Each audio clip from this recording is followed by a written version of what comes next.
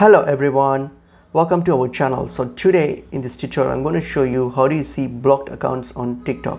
So it's pretty straightforward. So what we can do is firstly open up your TikTok application. Alright, so first open your TikTok. So once you've opened your TikTok, go to your profile on your bottom right, hit on your profile. So here on your top right, click on the three bars here, and then once you've done that, click on settings and privacy. So when you get to settings and privacy, click on the privacy option here. So click on privacy. So under privacy, what you have to do is you just have to like scroll down. You will scroll down, and at the end underneath the last option you will see blocked accounts. All you have to do is just click on the blocked accounts and you will be able to see all the accounts that's been blocked.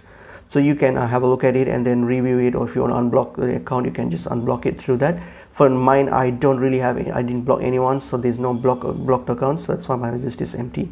So that's pretty much it is. Hope this video is helpful to you guys. I'll see you guys in another video. Thank you.